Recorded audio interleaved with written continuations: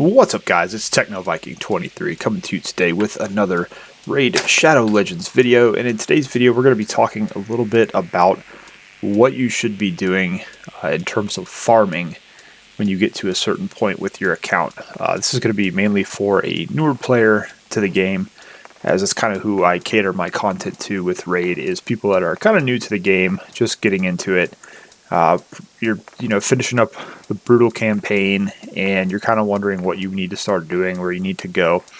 And I want to give a little bit of a shout out and some credit to a guy in my clan, Senti here, who actually, we had this discussion in Discord, and we were kind of chatting about where people should farm and how some people get a little bit misguided at times when they're first trying to get into expanding past the early game in Raid, and why they get stuck in spots. So we're going to go to the campaign map, and this is assuming you have finished the brutal campaign, not necessarily 3-star at all, but at least gotten through it and finished all the way to stage 12, the Brimstone Path. We're hoping at this point you've got your 4 or 5 level 60s, or you're working on getting to that point with your account, and you should have been able to come through here. Now, what a lot of people are going to tell you, you're going to watch a guide, and it's going to say, well, the best place to farm is you're going to come in and farm 12-3, or you're going to farm 12-6. 12-6 if you're looking to get experience for your champions and for food, and stage 3 if you're looking to make silver, because the shields usually will sell for the best silver cost. And the curing set here is pretty much useless in the game, so everybody comes here to farm silver because you can just keep selling these over and over and over again. You don't really have to keep any of these pieces.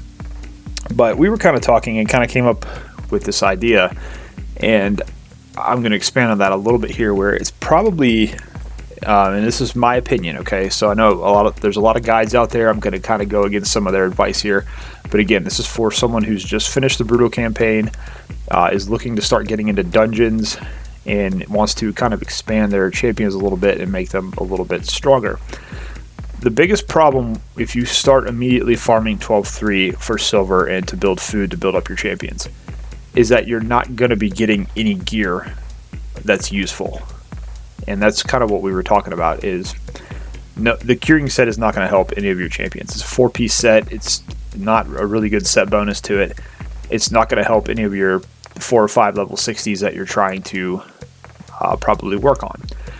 However, the two most important sets for you as a new player, in my opinion, are going to be the Lifesteal set from stage 8 and the speech set from stage 6. I will give an honorable mention to the accuracy set from stage 5 and Felon's Gate, mainly because when you're a newer account, you're not going to have a lot of accuracy yet. You're not going to have your Great Hall built up yet. So it can be kind of important to farm a couple accuracy pieces so you can get that 2-piece accuracy bonus.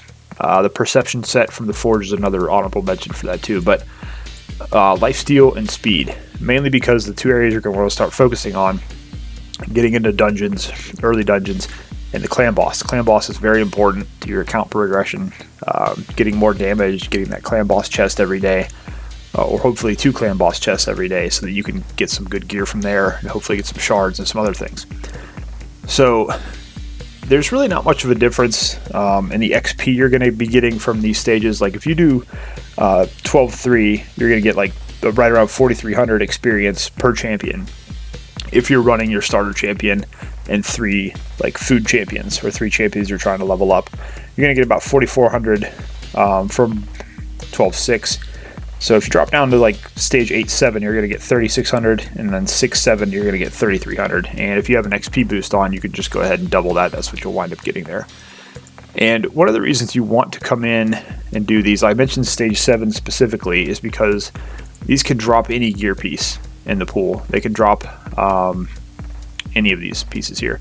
Now, say you're looking for a specific piece like some crit rate gloves, you could just come in and farm that stage, but it's kind of good to just come in and do a bunch of battles on stage 7, because you're going to get a better chance, I think, at getting the green and blue border drops, and we'll go over those in just a second. But what you're going to do by doing this, by farming 8-7 and 6-7 instead of 12-3 or 12-6, is number one, you're going to build up a pretty nice supply of speed gear and a pretty nice supply of lifesteal gear. which is going to be helpful for dungeons and helpful for the clan boss. Speed gear is one of the most important things in the game. It's also going to help you out in the arena. Getting that 2-piece speed bonus, it's huge, and I'm going to kind of show you. You can see there you get two pieces of this. It gives you a 12% boost to your champion's base speed. So if you get 3 full sets of this, that's a 36% boost in speed. I'm going to show you how that can help you out. And what you'll mainly be looking for to keep here is from Brutal is going to be anything 4 stars, 4 stars, 5 stars, and hopefully you get the green or the blue drops so you can at least see some of the substats. If you can get just even a common speed boot at 5 stars, you want to go ahead and put those on and roll them as well. But it's going to serve you a lot better. Like I said, just come in here instead of farming 12.3, 12.6 to get all that silver, which you're not going to be able to really use for anything because you won't have any gear. Come in here and do 12.6, come in here and do 6, 6.7, and 8.7, and do those 2 stages, and then you'll build up a nice supply of some speed gear and some lifesteal gear that you can then use to build out champions you're using for the clan boss, arena, and then just your regular dungeons. And then if you are lacking in the accuracy department, 2-piece accuracy set will give you plus 40 accuracy on your champion.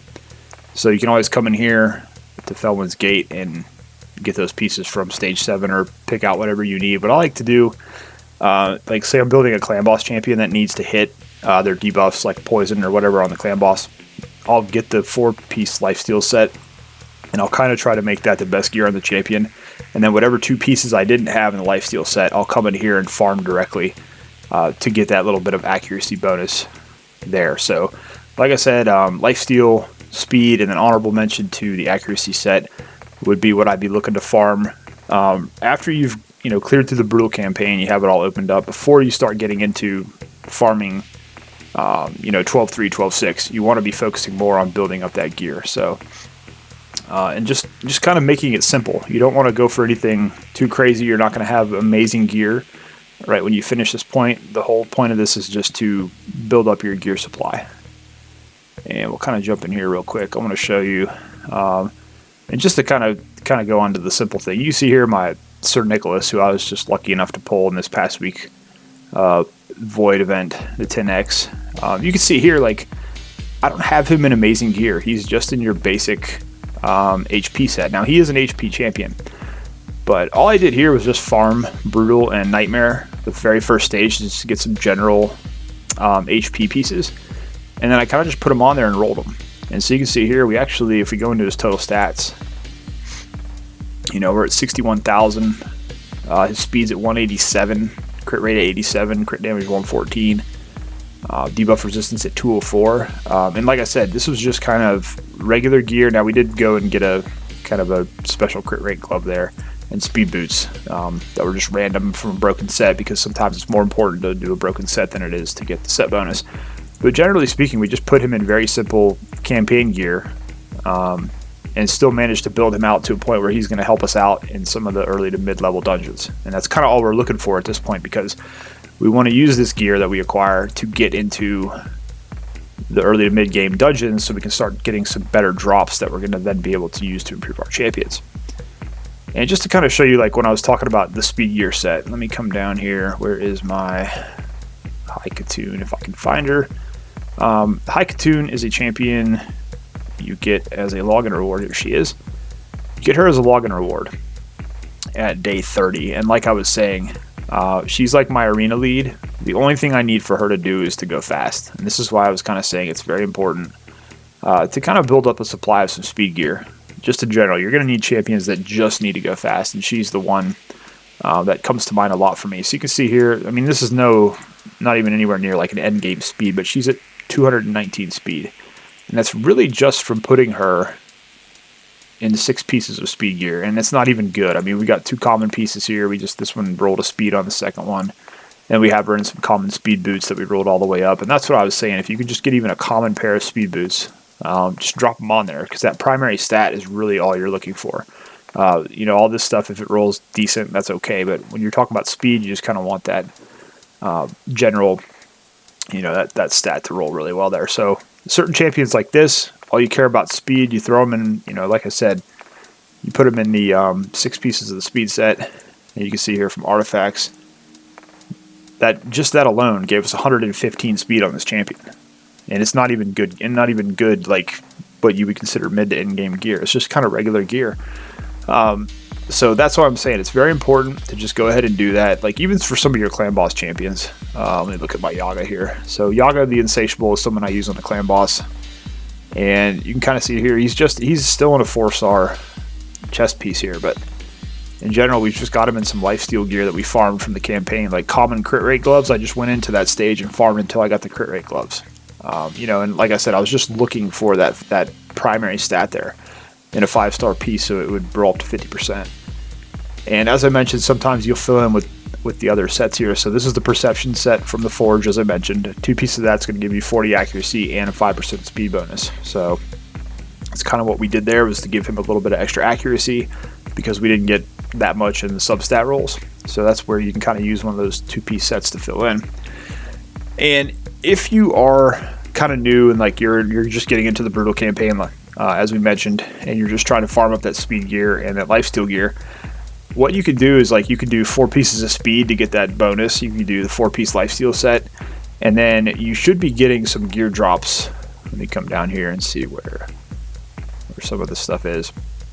You should be getting some gear drops from Arena and also from the clan boss. So from the clan boss, you're going to get, you can get this Cruel set, you can get this Immortal set. These are 2-piece sets as well. Then the Arena will drop you this Divine gear, which even if you're in like Bronze Arena, you can still get 4 and 5-star pieces that drop. So that's another good spot. You know, if you're just looking for some filler gear to fill in with your speed or your lifesteal set, you've got some 2-piece sets here you might be able to pull from. So keep that in mind as well. You know, if you're going to adopt this strategy and start farming stage 6 and stage 8. But as I said, I just think as a player that's reached that level of the account, before you start getting into like trying to do in-game stuff, you've got to build up that gear supply, and farming stage 6, stage 8 is going to serve you a lot better, getting that very important speed and lifesteal gear. And then once you get closer to the end game, when you're getting to the point where you're going in and you're doing like the later stages of the dragon or the spider, and you're starting to get that better gear, that's when you can go into 12.3 and start farming that silver so you can roll that gear. That's when you can start going into 12.6 and start building those food champions for your other level 50s and 60s. But, you know, when you get through the Brutal campaign and you're kind of wondering where should you go next, start farming that speed gear, start farming that lifesteal gear.